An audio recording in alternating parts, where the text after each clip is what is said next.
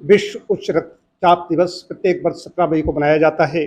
इस वर्ष की थीम है अपने रक्तचाप को सटीक रूप से नापें, उसको नियंत्रित करें और लंबे समय तक जीवित रहें।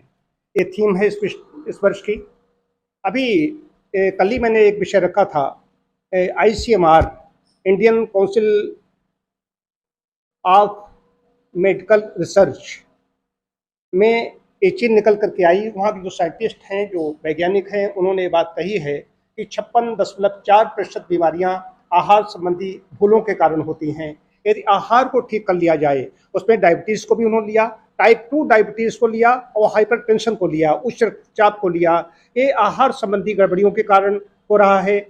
और नई चीज आई है कि 2 वर्ष हम लोग तो चीनी सत्याग्रह किए बैठे हैं, चीनी चीनी बनी चीजें सबको मना कर देते हैं, कोई भी केस आता है सबको मना कर देते हैं।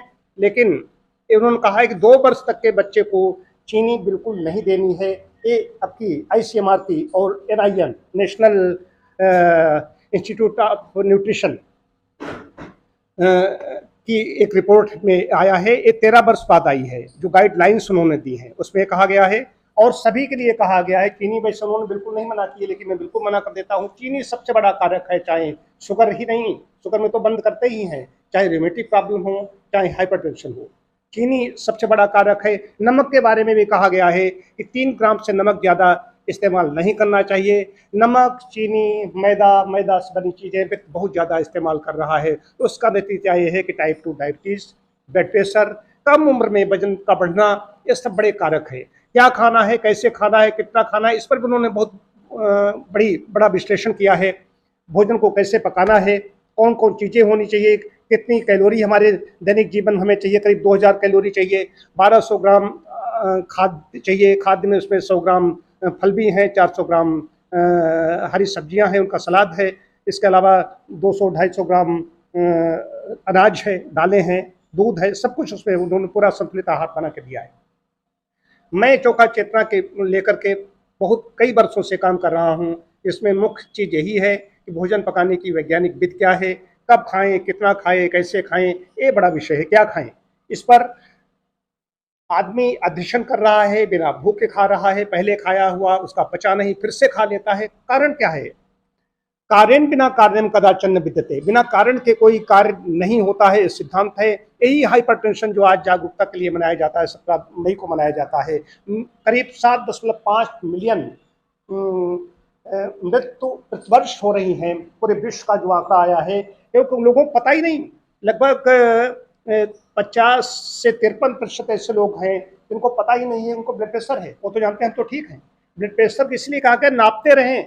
छोटे छोटे बच्चों को आजकल हार्ट अटैक हो रहा है, उसका कारण क्या है? बीपी अगर ज़्यादा रहेगा, जो मानक इन्होंने दिया 140 सिस्टोलिक होना चाहिए, 90 नीचे का होना चाहिए। इससे जो ऊपर जा रहा है तो हार्ट पर प्रेशर पड़ेगा, इसमें चाहे आंखें हों, चाहे किडनी हो, कुछ भी हो सकता है और मृत्यु तक हो जाती है। तो इसलिए बीपी को समय समय पर नापना जरूरी है, उसका मापें, यही विषय है इस बार का। लोग कहते हैं हम तो ठीक हैं, एज बढ़ रही है, एज बढ़ने के साथ साथ बीपी सामान्य है, बहुत अच्छी बात है, लेकिन बीपी सभी को इसमें नापना चाहिए और साथ साथ में आहार ठीक रखना चाहिए। अब जैसे हमारा आहार ठीक है तो हमें आवश्यकता नहीं है, मैं जानता हूँ हमारे बीपी कितना है, अभी मैं देखूं तो मेरे 120 से भी कम निकलेगा।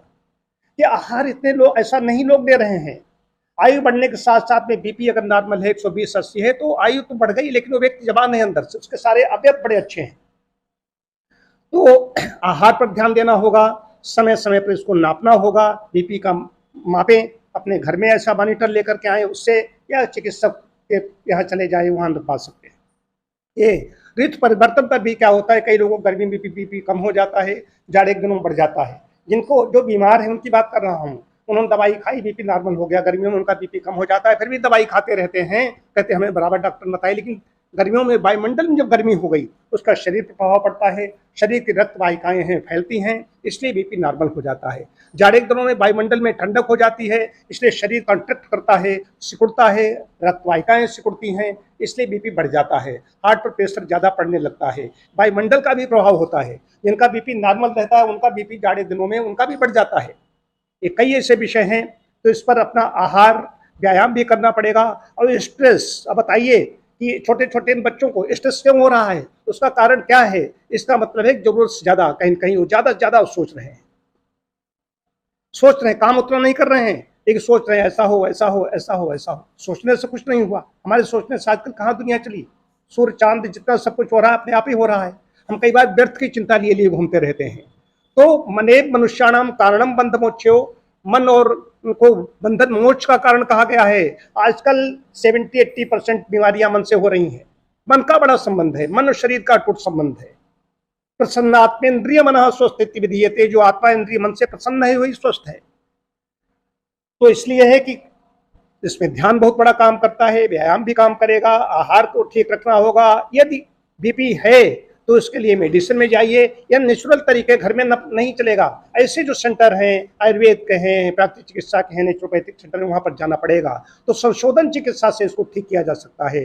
फिर बात आती है आहार ही अन्न ही औषधि है।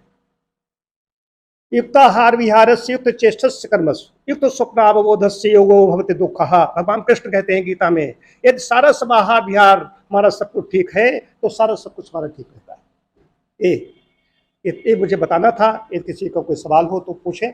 और मैं कोई किसी का सवाल, मैं आदरणीय मंजू शर्मा जी जो यहाँ पर जिला क्रीड़ा अधिकारी हैं, वे कायाकल्प केंद्र की सेवाएं ले रही हैं, मैं उनसे निवेदन करता हूँ वे आएँ और अपनी बात रखें। सभी को नमस्कार। आज जैसा वर्ल्ड हाइपर टेंशन डे, मुझे लग रहा है कि हर उम्र के बच्चा, बूढ़ा, जवान, लेडीज़, जेंट्स, सभी को आज इतनी ज़्यादा टेंशन है छोटी छोटी चीज़ों की, अपने अपने एज के हिसाब से। लेकिन जैसे कि डॉक्टर साहब ने अभी जिक्र किया कि हम अपने आप पे, अपने मन पे कंट्रोल करके और अपने आहार पे कंट्रोल करके इन सब चीज़ों को बहुत स्लो डाउन कर सकते हैं या ख़त्म भी कर सकते हैं। तो सभी लोगों से निवेदन कि इस बारे में बहुत अच्छा से विचार करें। आपके अंदर ही उफान है और आपके अंदर ही थमना है। आप अपनी कंट्रोल अपने हाथ में है। कोशिश करें, जुड़ें, नई जानकारी है तो पूछें, आएँ, पढ़ें उसके बारे में, और सब बहुत स्वस्थ रहें।